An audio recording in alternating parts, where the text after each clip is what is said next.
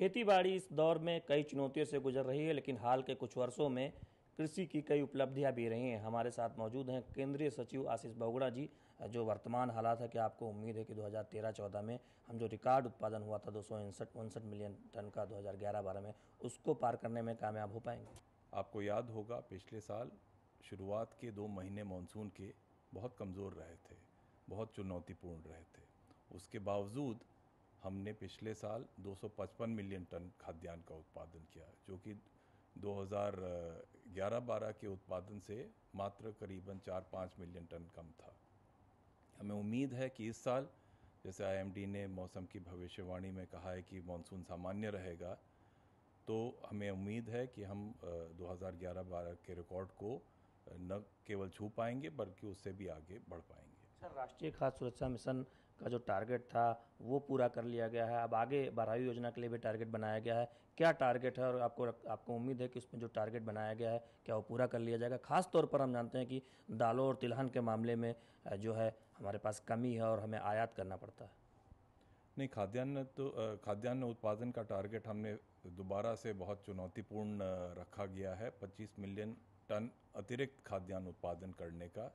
सबसे बड़ी चुनौती हमारी धान या गेहूं की स्थिति में नहीं है, क्योंकि इन दोनों खाद्यान्नों के मामले में हम काफ़ी हद तक आत्मनिर्भर हैं, और बल्कि विगत कुछ वर्षों से हम काफ़ी तादाद में इनका एक्सपोर्ट भी कर रहे हैं।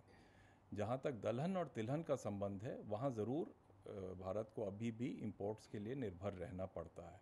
हमारी कोशिश यही है कि तिलहन और दलहन दोनों का उत्पादन और उत्पादकता के माध्यम से बढ़ाया जाए, और इसमें सबसे बड़ी चुनौती ये रहती है कि किसानों को उनके उत्पाद का सही मूल्य मिले, नंबर 1, और नंबर 2, उस उत्पादन को उपभोक्ताओं तक पहुंचाने में जो भी इंटरमीडियरी सिस्टम है उसको विकसित करके उपभोक्ताओं को भी सही दाम पे, वाजिब दाम पे वो सामान मिले। सर, आपको लगता है कि पिछले कई वर्षों में लगातार जो प्रमुख फसलें हैं उसके न्यूनतम समर्थन मूल्य में इजाफा किया गया है, क्या इसका अच्छा असर खाद्यान्न उत्पादन पर देखने को मिला है, या इस बारे में कोई आंकड़ा कृषि मंत्रालय ने जुटाया है? आपको याद होगा 2006 में, 2007 में हमको बड़ी तादाद में विदेश से गेहूं का आयात करना पड़ा था। उसके बाद से लगातार हमने हर फसल पे एमएसपी में उचित बढ़ावा दिया है। ख़ास तौर से हमने जोर दिया है दलहन और तिलहन की फसलों में कि ताकि ज़्यादा से ज़्यादा बढ़ावा हो, ताकि किसानों का ध्यान इन फसलों पे भी जाए, क्योंकि अमूमन ये देखा गया है कि जहाँ जहाँ सिंचाई के साधन विकसित होते हैं, किसान धान या गेहूं की ओर जाता है, क्योंकि उसमें उसको एक अश्योर्ड मार्केट मिलता है, उसमें समर्थन मूल्य अच्छा मिलता है, मार्केटिंग व्यवस्था अच्छी मिलती है।